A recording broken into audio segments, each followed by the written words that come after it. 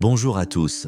Aujourd'hui, on va parler d'une fracture, une faille dans la surface lisse du monde, pour que chacun puisse éventuellement commencer à voir ce qui se cache dans les rouages de notre société. Tout commence à l'école. On nous a dit qu'elle te préparait à la vie. Mais la question est, quelle vie? Dès l'enfance, on apprend à demander la permission pour exister, à rester assis, à attendre, à te taire. Chaque couloir ressemble à une usine, chaque sonnerie à une sirène d'alarme, chaque note, chaque classement a une valeur qu'on nous impose. On n'a pas appris à penser librement, on a appris à se contenir, à obéir, à être utile. Et finalement, ce que l'on appelle « normal » est une forme de dressage invisible. Très tôt, on enseigne que l'obéissance est une vertu.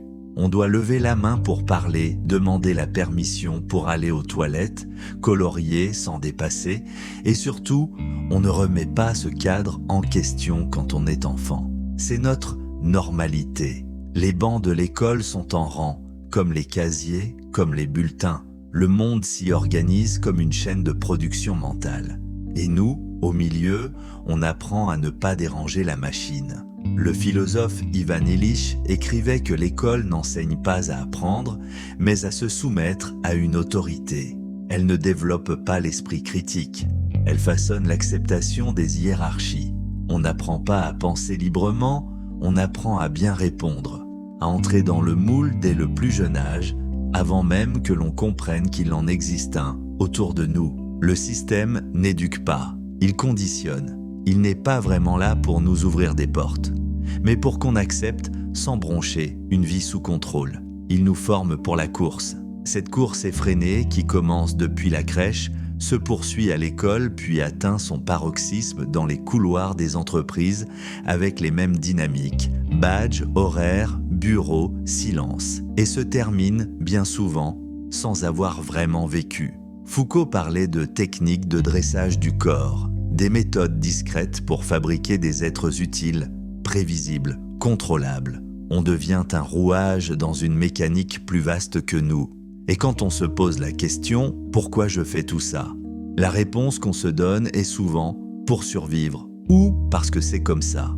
C'est ainsi que se transmet la logique de la course, une fuite en avant constante où penser autrement devient une menace, et ralentir presque un acte subversif. Je sais qu'on se dit aussi qu'en travaillant dur, on sera récompensé. Mais ce qu'on ne nous dit pas, c'est que la ligne de départ n'est pas la même pour tous. Ce n'est pas forcément l'intelligence, ni l'éthique qui déterminent un avenir. Mais bien souvent, c'est un code postal. La richesse d'une famille, la structure dont on hérite sans l'avoir choisi. Le mérite individuel, parfois ça peut marcher, mais souvent c'est un mirage commode, une manière habile de faire croire que les souffrances que l'on subit de ce système imposé et accaparant sont de notre faute. Après tout, ne suffit-il pas de traverser la rue pour trouver un travail selon notre président? Ce système est bien rodé, il n'impose pas la chaîne. Il fait croire qu'on l'a choisi et nous fait porter la responsabilité de tout, du succès, de l'échec, de la médiocrité. On nous répète qu'on peut réussir si on travaille dur, si on fait les bons choix, si on s'en donne les moyens. Mais si l'ascenseur social ne part pas du même étage, difficile d'arriver au même niveau. Bourdieu l'avait bien vu, l'école reproduit les inégalités sous des airs de neutralité. On croit grimper la corde de la liberté, alors que certains sont déjà en haut et que d'autres n'ont même pas de corde. Le piège, c'est de croire que le succès est une preuve de valeur.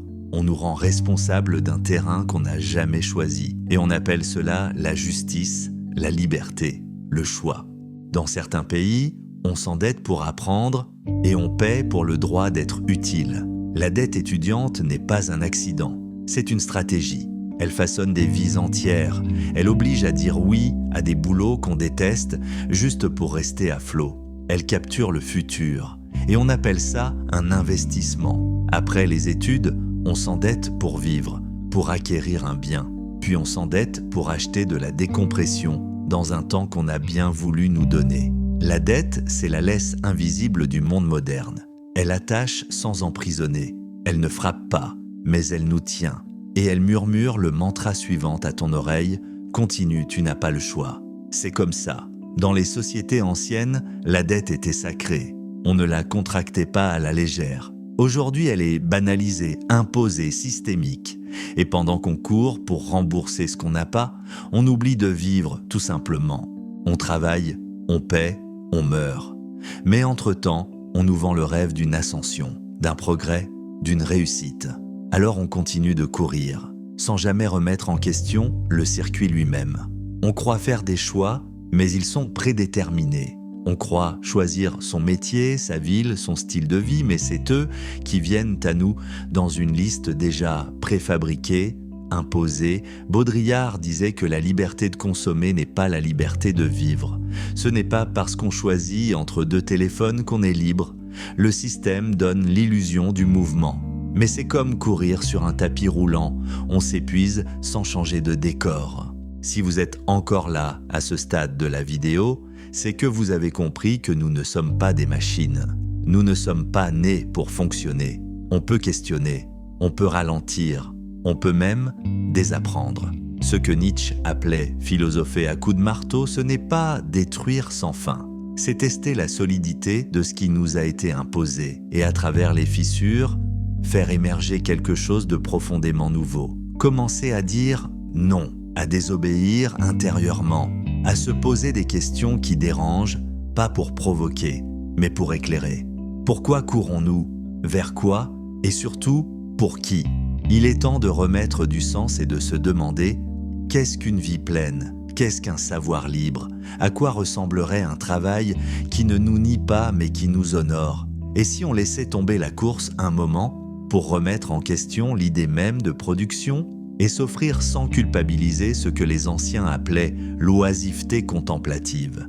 Ce temps qui ne sert à rien, sauf à se retrouver et prendre soin de son âme, pas pour devenir meilleur, mais pour redevenir vivant. Récupérer ce temps qu'on nous vole à coups d'heures supplémentaires et désapprendre l'idée que notre valeur dépend de notre productivité.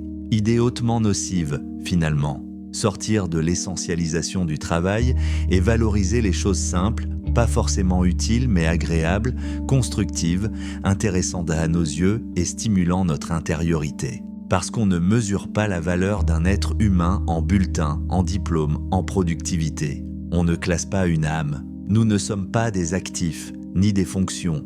Nous sommes présence, conscience, souffle. Et ce souffle, personne ne devrait pouvoir le chronométrer. Alors, je vais vous poser une seule question. Dans le calme, qu'est-ce qu'on pourrait commencer à désapprendre aujourd'hui pour redevenir vivant? Pas besoin de réponse immédiate. Laissez juste cette question vous traverser. Et peut-être un jour, elle vous ouvrira un chemin. Si ces mots ont trouvé un écho en vous, partagez-les à quelqu'un qui court, sans savoir pourquoi. Et surtout, revenez quand vous voulez. L'éveil ne se commande pas. Il se découvre, un souffle après l'autre.